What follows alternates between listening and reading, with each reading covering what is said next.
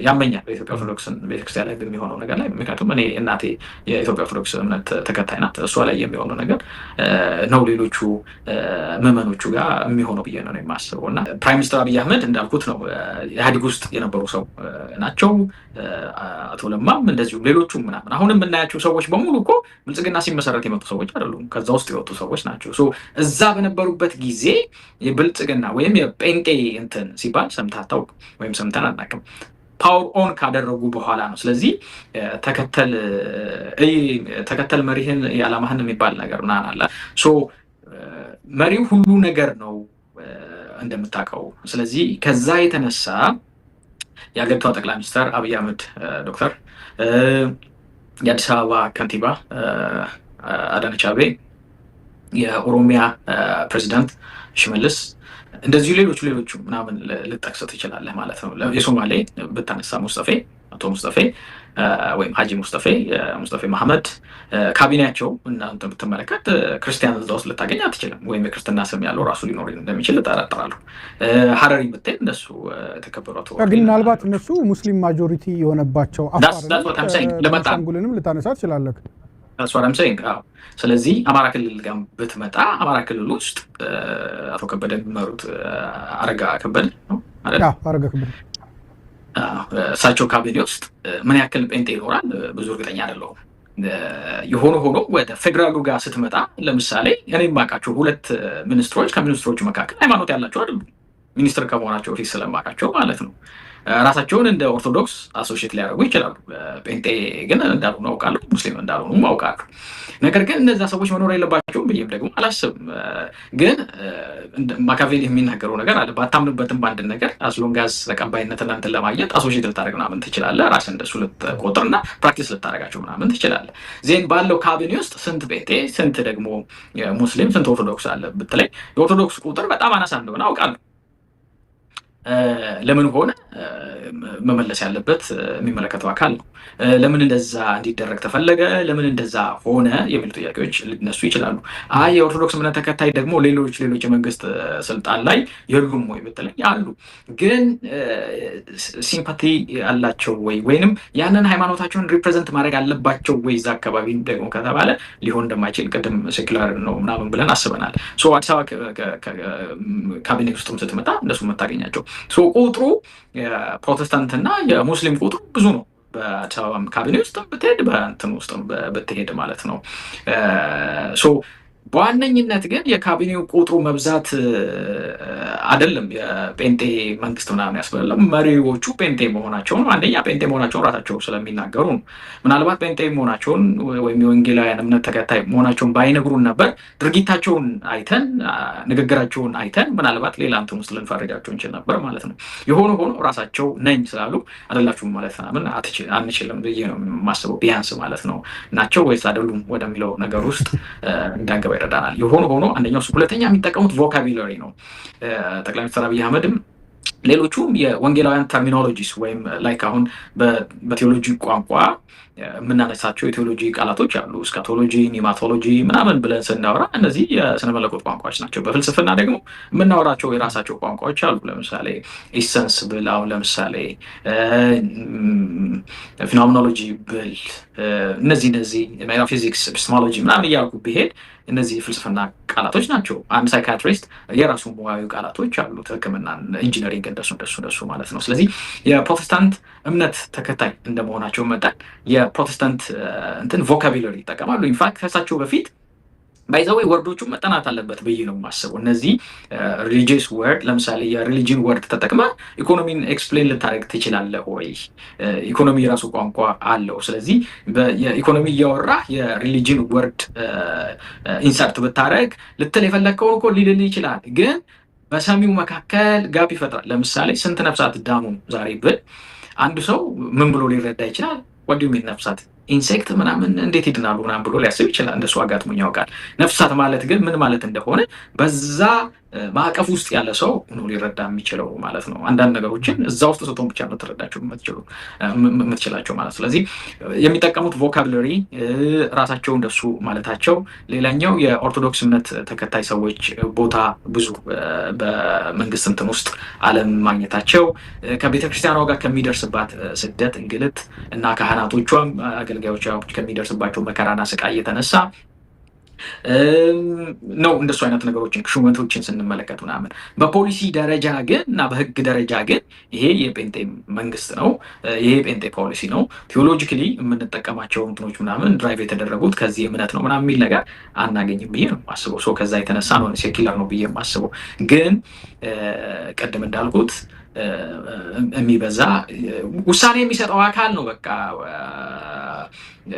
ከዛ ጋር የተገናኘ በጎ ቢሆን ለምሳሌ እንደመጡ ጠቅላይ ሚኒስትር አብይ አህመድ እንደመጡ ጴንጤ ናቸው ማንም ያለ እኮ የለም። ጴንጤ መሆናቸው ግን ይታወቃል።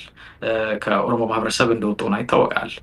አደራረጋቸው ምናምን ገና ሳይለካ ማለት ነው። እና ያ ሁሉ ሰው ግልብጥ ብሎ የወጣው ሃይማኖታቸውን ጠይቆ ብሔራቸውን ጠይቆ ምናምን ሳይሆን የተናገሩትን ፕሮሚስ ያደረጉትን ነገር አይቶ ነው እንጂ በነፍስ ወከፍ ለእያንዳንዱ ሰው ኮንዶሚኒየም ሰጥተውት ወይንም ደግሞ የሚፈልገው ነገር ምናምን አድርገውለት ወይም አገሪቷ አሁን የገባችበት አዙሪቱ ውስጥ እና መቀመቅ ውስጥ ከመግባቷ በፊት ነው ያንን ነገር የሆነው። ነገር ግን ነገሮች እየተንሸራተቱ ሲመጡ ኤክስፔክት ያደረግናቸው መሆን ሳይችሉ ሲቀሩ የጠበቅነው ሳይሆን ያልጠበቅነው ሲሆን ወደ ማን ነው ምንድን ነው ከየት ነው ባክግራውንዱ ምናምን ብለህ የምታጠናው ነገሮች በጎ ሳይሆኑ ሲቀሩ ነው። በጎ ሲሆኑ ከነምናምኑ ተረሳዋለህ እኮ ነገሮች ላይ ነው ፎከስ የምታደርገው እና ከዛ የተነሳ ነው ብዬ ነው የማስበው እንጂ በተለያየ ቦታ ላይ የተለያዩ ሰዎች ምናምን አሉ ማለት ነው። ስለዚህ መሆን ያለበት ሀገሪቷ መልኳን መሆን ያለበት ልክ በብዛት ለምሳሌ በአማራ፣ በኦሮሚያ፣ በሶማሌ፣ በሀረሪ፣ በደቡብ በየትኛዎቹም ቦታ ላይ ሪፕሬዘንት ተደርጎ ፓርላማ 547 መቀመጫ ያስፈልገዋል ወይም ነው ደግሞ ተብሎ ከዛ ደግሞ የእያንዳንዱ ክልል የራሱ ኮታ እንደሚሰጠው ሁሉ እንዳልኩ የብሔር ላይ የተመሰረተ ኮንስቲቱሽን ስለሆነ ያንን ነው መሰረት አድርጎ እንትን የሚያደርገው ማለት ነው። ስለዚህ ወደ ሃይማኖት ሰዎች ተገፍተናል፣ የሆነ ነገር ደርሶብናል የሚሉት ለሚሆንባቸውም ነገር ፕሮፐር ምላሽ ምናምን ስለማይሰጥ ነው። እንደዛም ቢያስቡ፣ እንደዛም ቢያዝኑ፣ እንደዛም ቢናገሩ ተገቢ ነው ብዬ ነው የማስበው። ስለዚህ የሚያስፈልገው ልክ እንደ ቢምቢዋ ማጨብጨብ ሳይሆን ማለት ቢምቢዋ ስትመጣ እኮ ሰዎች ያጨበጨቡላት እና አጨበጨቡልኝ ብላ ብትናገር ትርጉም የለውም። ሊያጨበጨቡላት ሳይሆን አንዳንዶቹ ሊገሏት ነው። ስለዚህ የሚያጨበጭብልህን ሳይሆን የሚጠይቅህን ሰው ለምሳሌ ይሄን መንግስት የኛ መንግስት ቢሆን ቅድም አንተ እንዳልከው ምናምን እኔ እኮ የማልስማማባቸው ሀሳቦች ስላሉ ነው እኮ ጥዬ ወጣሁት። የተከበሩ አቶ ለማ መገርሳ እኮ የማይስማሙባቸው ነገሮች ስላሉ ነው እኮ ጥለው የወጡት። ይህንን መንግስት ከሚተቹ ዋነኞቹ መካከል እኮ ዊዝን ዳት ያሉ ሰዎች ናቸው አይደል? ሌሎቹም የሉበትም ማለት አይደለም፣ ግን የሚተቹት ሰዎች በዛ ሃይማኖት ውስጥ። ስለዚህ የሃይማኖት አስተሳሰብ ይሄ የኛ ነው፣ ይሄ ለኛ ነው፣ ይሄ በኛ ነው፣ በቃ ኢትስ አወር ታይም እና ለኛ ነው የሚል አስተሳሰብ ሰው ቢኖረው ብዙ ልትተቸው ብዙ ዋጋ እኮ ከፍለናል ብዙዎቻችን። በሌላ ጊዜ ልናወራቸው የምንችላቸው ነገሮች ምናምን ይሆናሉ። ያንን ያደረገው ግን ምንድነው? እውነት ነው። በቃ ይሄ አካሄድ ጥሩ አይደለም። ምክንያቱም እየበረረ ያለ ሲኖትራክ እኮ ደስ የሚለው ሲሄድ አይደለም ሲቆም ነው። ምክንያቱም ካልቆመ ከጥቂት ደቂቃ በኋላ ገደል ውስጥ እንደሚገባ ምናምን ታውቃለህ ማለት ነው። ስለዚህ አካሄዱ ጥሩ አይደለም። መዳረሻችን ግልጽ መሆን አለበት። አንዳንድ ነገሮች ልክ አይደሉም፣ መጥራት አለባቸው። እንደዚህ መደረግ አለባቸው፣ እንደዚህ መሆን አለባቸው። አንዳንድ ሰዎች ዛሬ መተቸት የጀመርኩ ይመስላችኋል። እኔ ጠቅላይ ሚኒስትር አብይ አህመድ ከመጡ በኋላ ከእርካብና መንበር ከድርሰተቴን ሌሎቹም በነገራችን ላይ የሃይማኖትን መጽሐፍ ጽፈዋልና እነሱን ሁሉ የማየት የመተቸት ሁሉ ድርጊትን አድርጌያለሁ በራሴ ማለት ነው። ፖይንቱ ምንድን ነው? በዚህ ፍሬምወርክ ውስጥ ነው መታየት ያለበት። ቅድም እንዳልከው ነው የሃይማኖት ላይ የሚደርስ ነገር መወገዝና መነወር አለበት የሚለው ነገር በደንብ አሁንም አስምሬ ደጋግሜ መናገር ፈልጋለሁ እና ልቤ ያለው ልክ እንደ ጉንዳኗ ነው። ይህን ታሪክ በደንብ መናገር ፈልጋለሁ። በተለይ ከኢትዮጵያ ኦርቶዶክስ ጋር በተገናኘ ነገር በደንብ አጽንኦት ሰጥቼ መናገር የምፈልገው አንድ ቤት እየተቃጠለ ጉንዳኖች እየሄዱ ነበር እና መንገድ ላይ ተገናኙ ከሌሎች እንስሳት ጋር። ወዴት እየሄዳችሁ ነው? የአከሌ ቤት ተቃጥሎ እየሄድ ነው ወደዛ እና ምን ይዛችኋል? እሳቱን ማጥፊያ ኬሚካል ነገር ይዛችኋል? ውሃ ነገር ይዛችኋል? አፈር ነገር ይዛችኋል? ቅጠል ነገር ይዛችኋል? የሆነ የሚረጭ ነገር የሆነ ነገር እንትን እሳቱን የሚያጠፋ ነገር ምን አላችሁ ምናምን ተብሎ ተጠየቁ እና ጉንዳኖቹ የመለሱት መልስ ነው ልቤን የሚነካው። ያንንም ነው ማለት የምፈልገው። አይ ምንም አልያዝንም፣ ነገር ግን በመጨረሻ ግን ስንጠየቅ ከተቃጠለው ቤት ጋር ልባችን እንደነበረ እንዲያውቁልን ስለምንፈልግ ነው እንጂ ምንም የለንም አሉና እንደሱ ነው። ምንም ማድረግ ላልችል እችላለሁ፣ ግን ልቤ ከቤተክርስቲያኗ እና ከምዕመኗ ጋር እንዳለ እኔም በዚሁ አጋጣሚ መግለጽ እፈልጋለሁ ማለት ነው። ያመኛል በኢትዮጵያ ኦርቶዶክስ ቤተክርስቲያን ላይ በሚሆነው ነገር ላይ። ምክንያቱም እኔ እናቴ የኢትዮጵያ ኦርቶዶክስ እምነት ተከታይ ናት። እሷ ላይ የሚሆነው ነገር ነው ሌሎቹ ምዕመኖቹ ጋር የሚሆነው ብዬ ነው የማስበው እና እሱን ማውገዝ አለብኝ ብዬ ነው የማስበው። ስለዚህ የሚሆነው ግን ናሬሽን አብሮት አለ፣ ከበስተጀርባው ንግግሮች አሉ። አሁንም በየቸርች ውስጥ የሚነገሩት ንግግሮች ናቸው። ዛሬ አደባባይ ላይ የወጡት የገባቸው እውነት ከምድር ያልፋል፣ አፈር ውስጥ ከመግባት ያልፋል፣ ከመታረዝ ያልፋል፣ ከመታሰር ያልፋል፣ ከመሰደድ ያልፋል፣ በግዞት ከመሄድ ያልፋል፣ ብዙ ዋጋ ከመክፈል ያልፋል ማለት ነው። የሰማያዊው ተስፋ የልቡናቸውን ማንነት ስላበራ ወደ እነዚህ አይነት ውሳኔ ውስጥ የገቡበት ነገር አለ ማለት ነው። ልክ እነዚህ ሰዎች እንደዚህ አይነት ውሳኔ እንደወሰኑት ሁሉ በተቃራኒ የወሰኑትም ሰዎች እኮ አሉ። አይትስ ኦኬ ደግሞ ምንም ችግር የለም ምናምን ብለው ተሞዳምደው እሺ ብለው ተገዝተው ወዳቸው አታሏቸው ምናምን ደግሞ በርካታ ነገር ያደረጉ ሰዎችን እንመለከታለን ማለት ነው። የሆነው ነገር እንደሱ ነው የሚመስለኝ። አሁን በኢትዮጵያ ኦርቶዶክስ ውስጥ እየተደረገ ያለውን ነገር ምንድን ነው መሆን ያለበት? ለምሳሌ ማንም ደፍሯት አያውቅም። ኦፍኮርስ እኔም እስከማውቀው ድረስ በጣም ደነግጣለሁ እኮ ከኛ አካባቢ ማንም እብድ እየተነሳ ቤተክርስቲያኗን እንደዚህ ታየኝ እንደዚህ ተደረገ ምናምን እነዚህ የፖለቲካ ኢንስትሩመንት ሆኖ ወይም ከበስተጀርባቸው ላኪ ያላቸው ብዬ ምንም ጥርጥር የለውም።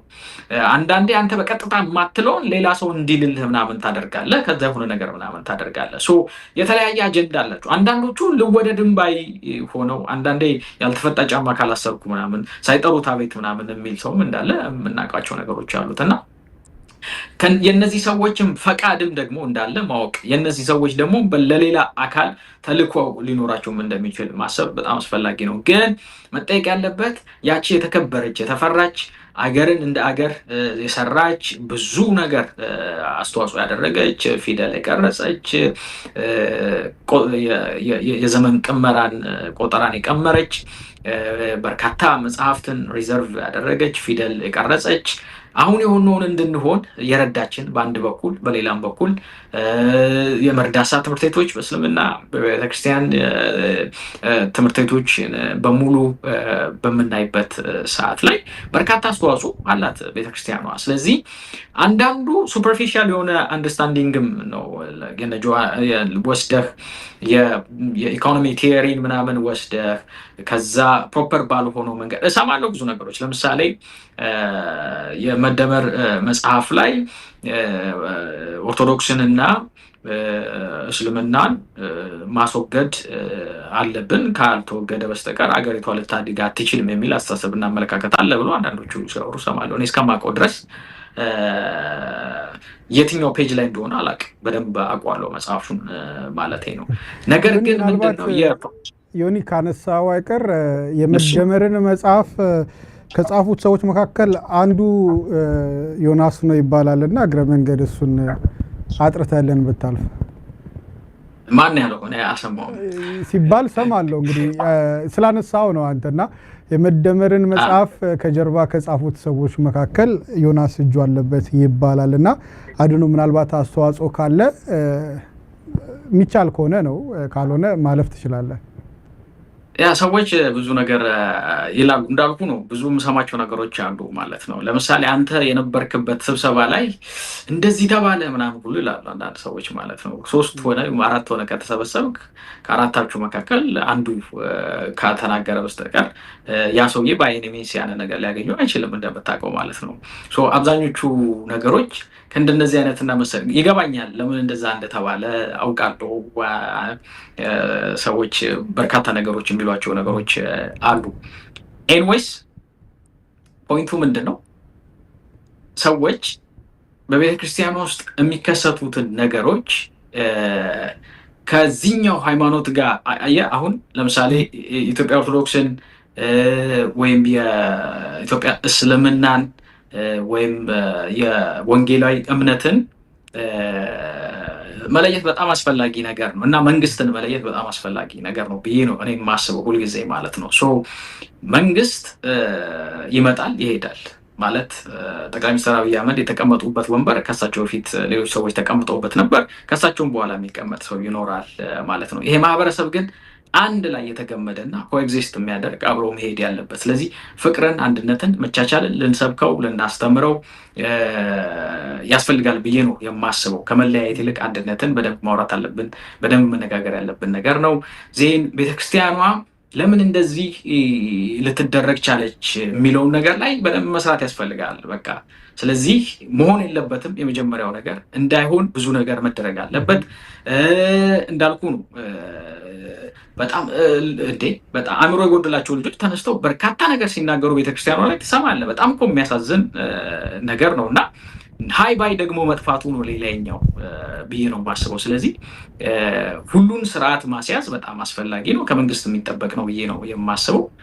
ቤተክርስቲያኗ እና ምዕመኗ የራሳቸውን የቤት ስራ በደንብ መስራት ያለባቸውም ደግሞ ይመስለኛል እኔ